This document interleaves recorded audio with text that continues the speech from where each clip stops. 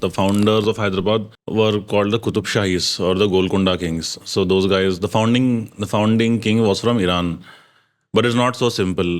They are what you call Azeri Turkish people who basically lived on the borders of Azerbaijan and Iran. They controlled parts of Azerbaijan and Iran.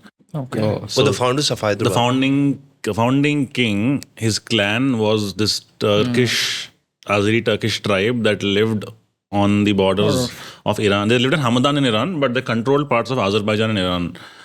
That's who they were.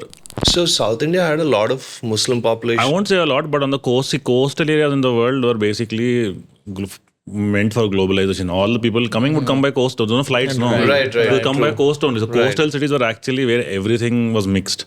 So I remember reading about this. Apparently, around 150, 200, 300 years ago, it would have been highly unlikely that you would have found a Telugu-speaking person in Vizag. Because most of the traders would come from Bengal and from Burma. So you would actually hear more Bengali and Burmese people speaking in Vizag than Telugu, it seems. So a lot of things what we call Indian were also again, Trade. came via trade. Like, okay, first of all, Portuguese are, by the way, the most horrible colonial people in Indian history. Okay, let's not forget that. Why do you say Why is that? I was going through your Instagram page and it was like pineapple shaped or something. Which one is that? Wait, pineapple shaped? So Shaped ante ade atla. you will have pineapple designs on it on the Charminar also, by the way. నేను అక్కడికి వద్దాం. So a lot of people know that, Charminar is the most iconic place of Hyderabad, but a lot of people don't know Yeah, so the thing is, what is Charminar is basically the first monument constructed in the entire city. That was the first. That's basically మీ ఇంటికి foundation పెట్టారు కదా, foundation stone. అది that's what it is to Hyderabad. It is the city's most important monument because of the fact that it is the foundation. It is actually also a very big important design aspect మాత్రం కూడా. So pineapples ఉన్నాయి. There are some mythological creatures ఉన్నాయి. ఎక్కడ? పైన first floor లో అక్కడ orchid లో ఏం creatures అవి? It's called it's a griffin. It's an ancient Iranian version of a griffin called Shirdal. It's a cross between lion and an eagle.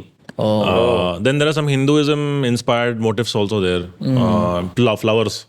You won't flowers are basically they've also, I think, taken some inspiration from Varangal for those 4 Charkaman. I think they've taken some inspiration from Varangal, from Kakatiyas.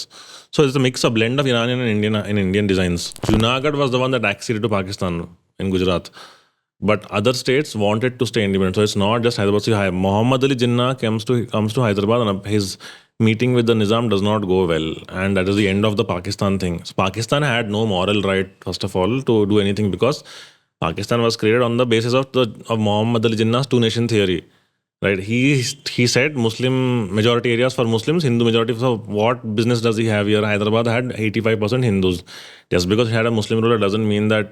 So logic choostunara. On your logic only, you took Pakistan and you went off. But right? He wanted. No, the Nizam didn't want to. No, not Nizam. Jinnah definitely. Jinnah was basically trying to put ungli and see how much he can annoy India. That's all.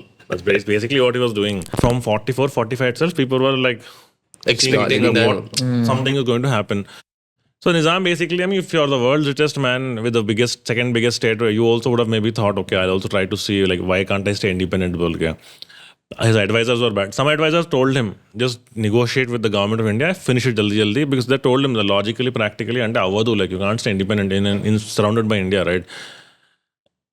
The MIM was active back then. The MIM was the old MIM, I would say the culprit. They kept on pushing this idea that we can stay independent. Like, not MIM per se, but one of the leaders of the MIM.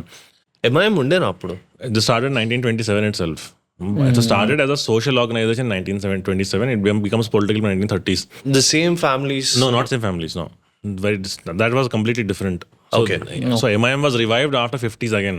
Okay. So this is, I'm talking about, like, a very different MIM. Okay. Biryani is so our version of the biryani is a little different, but it is primarily a Mughal thing only. Biryani is an Indian dish. There are all forms of biryani are biryani. Yeah. I think my favorite after Hyderabad is actually Tamil Nadu. Brilliant biryani, like absolutely brilliant biryani. But it's very, very different from the Hyderabad. So biryani can be anywhere, no? Like, who set the rules for biryani? No, I'm not talking about the rules. I'm just saying, like, actually it's a very interesting thing because I would say biryani is the most democratized dish today. Because you have biryani and now if we want it, we also will have biryani. If someone's wedding also will have biryani. Someone's small function also will have biryani. Anything.